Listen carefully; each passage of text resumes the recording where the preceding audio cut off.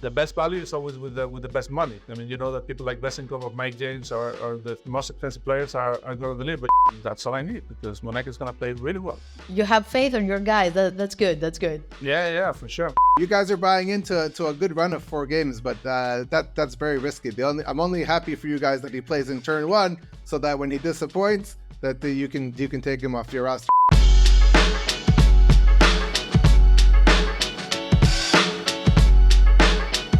Hello and welcome to the latest edition of the EuroCup Fantasy Challenge Podcast. We are here to try and help. EuroCup Fantasy Challenge? This is the EuroLeague Fantasy Challenge, man. Well, I was thinking since you and I are doing so much better in the Euro Cups this season than the EuroLeague, that maybe we should change the format a little bit. We're not changing anything. What are you talking about? What is she doing No, here? can you mute her? You're not muting me. You can't get me out of this competition. That's because I'm doing so good this year. Doesn't mean you can get rid of me that quickly, that fast. So we have to go and revisit what we did last week, the first double round week of the season. Well, I'm happy to say that I'm leading the three of us, and I had a really good round 4. We're not going to talk about round 3, are we? No. At all. I don't think we need to talk about round 3. Other than who won in our private league, that's for sure. Vasiliki, you have the data, right? Yeah, we'll have to give credit to the winners of our private league. Nikola Vojinovic was the winner for round 3, and Georgina T was the winner for round 4. So congratulations, both of you.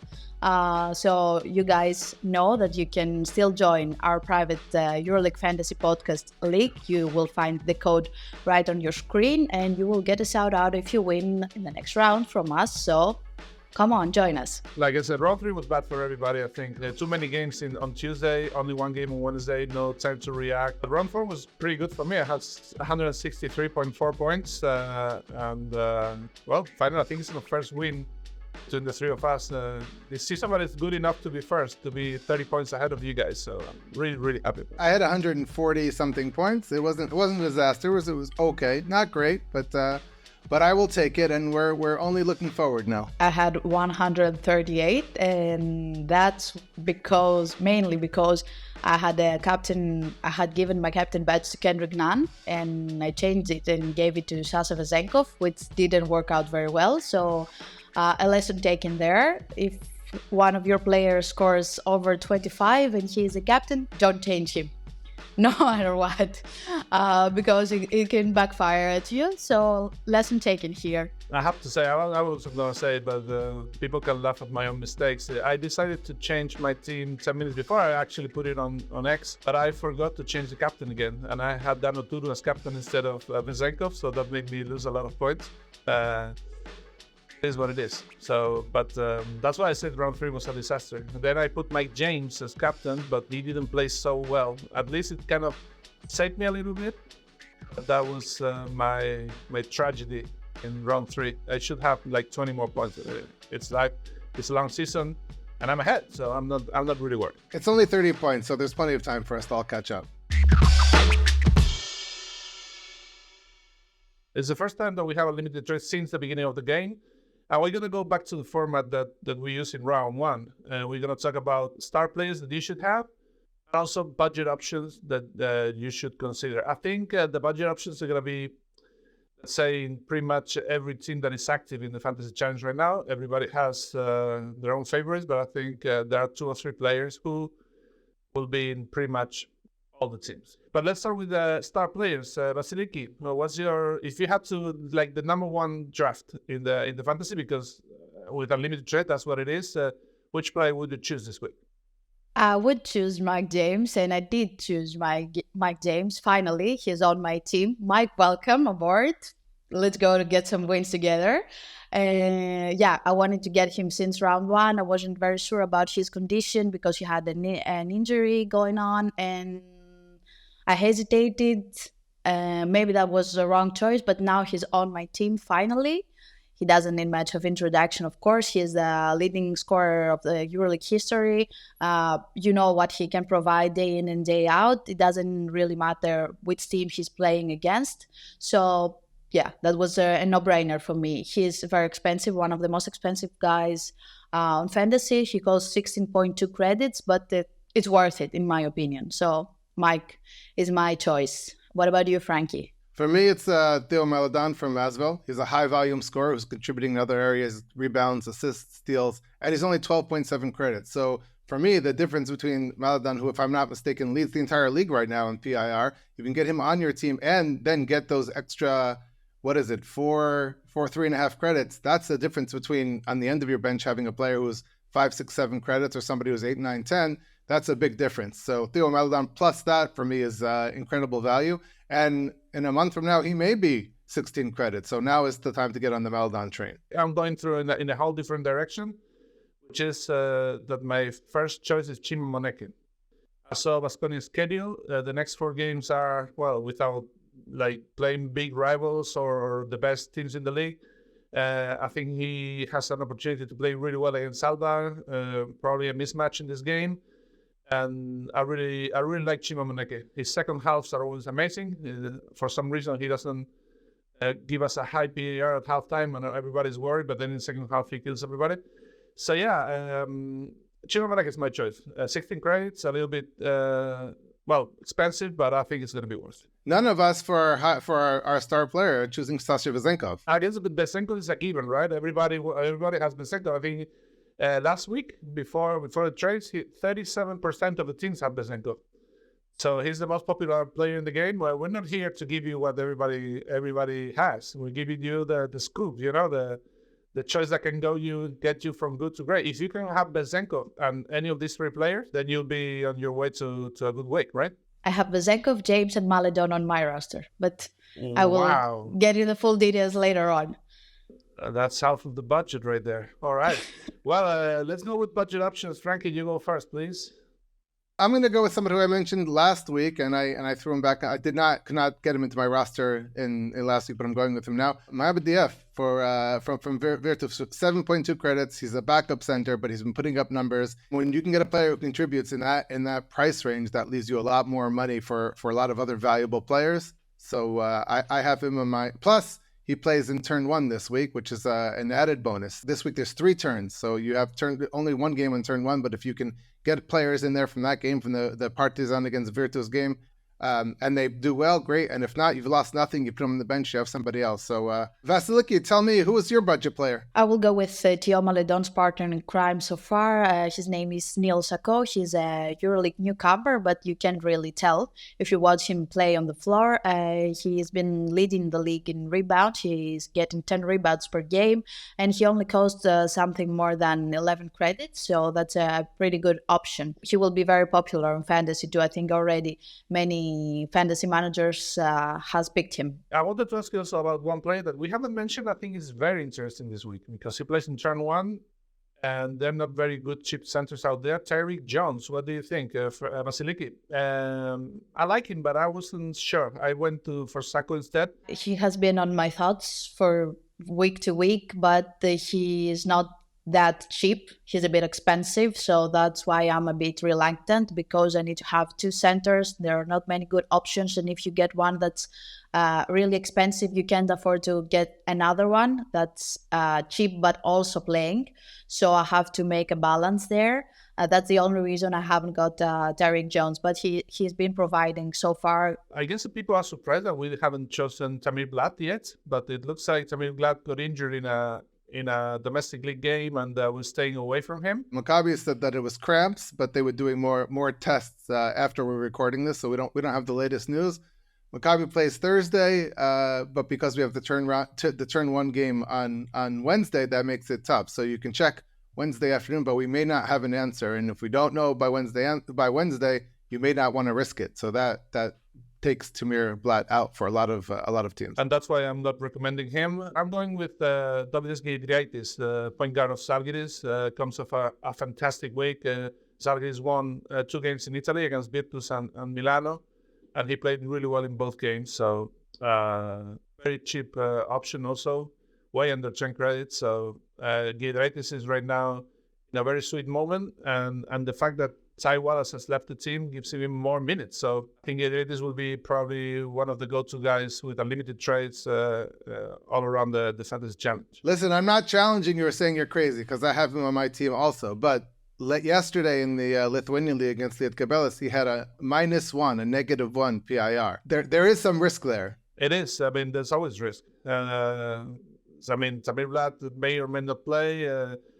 Sacco has been playing amazing also on Maledon, but like I said, going to Palau Blaugrana for the first time ain't easy for anybody. The best value is always with the best money. I mean, you know that people like Vesenkov or Mike James or the most expensive players are going to deliver. But you know what?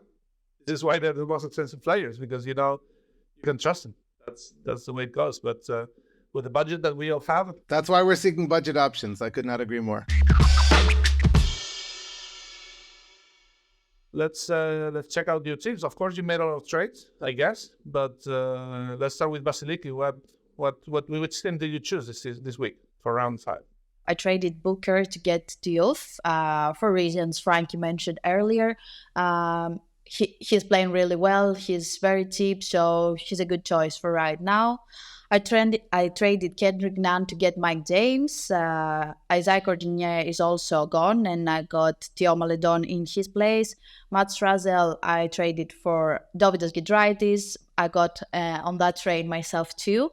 Vanya Marinkovic is out, and Piparitz is in, and Tamir Vlad is also out because we don't know if he's gonna play yet. So I got Martin Hermansson from Alba in his position. My team looks like Diouf, Vesenkov, Bonga, James, Vlad, Giedraitis, Maledon, Ritzi, Kalaitzakis, and Jaite. The players that are staying on my roster are Bonga, Vesenkov, and Jaite.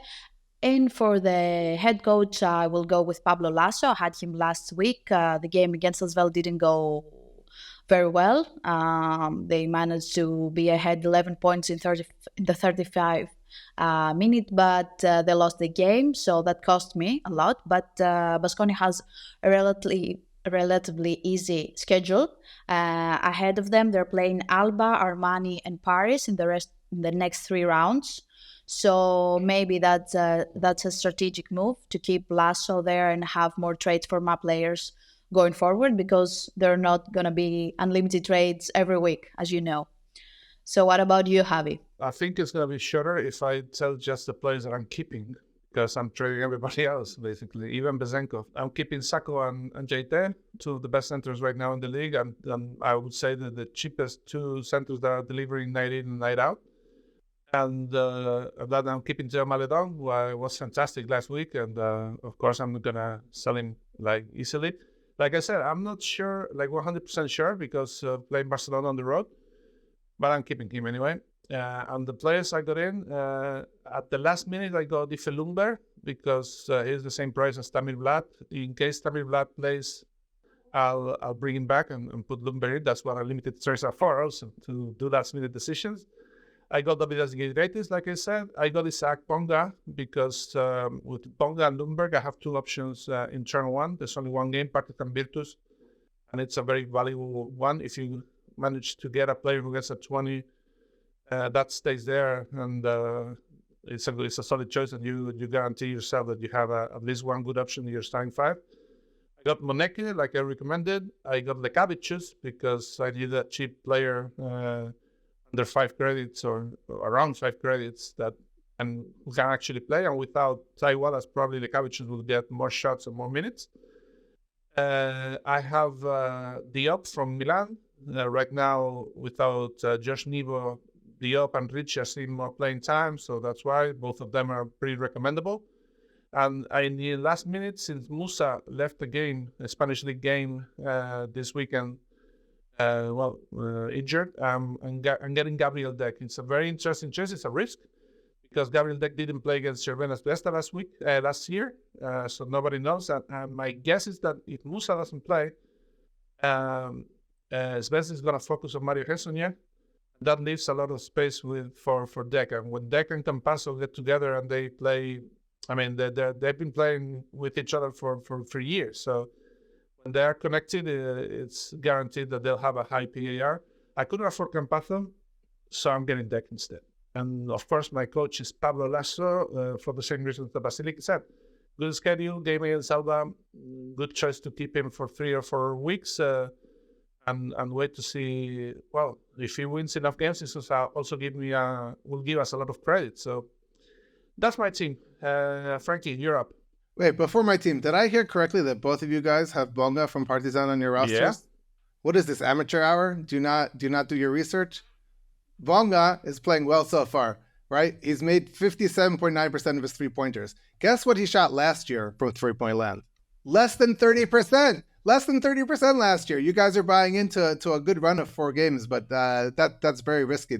I'm only happy for you guys that he plays in turn 1, so that when he disappoints, that you can take him off your roster. But I'm telling the rest of our audience, that is one player, with all due respect. He does a lot. He's a Swiss Army knife on the court. He's a great basketball player. He defends, he helps, he cuts. He's everywhere. But as a fantasy player, that is a player I would not go near. So just letting everybody know, this is where your good advice is coming from. All right, well, noted. Let's see.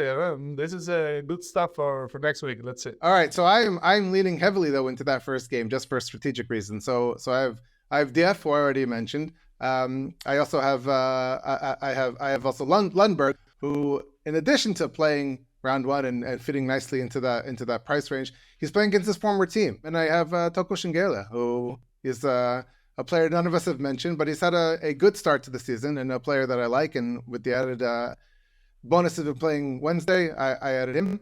My other center is Sacco. Well, I guess that makes all of us. I mean, you can't ignore his production for his price. I think a lot of people are going to go heavily on Sacco.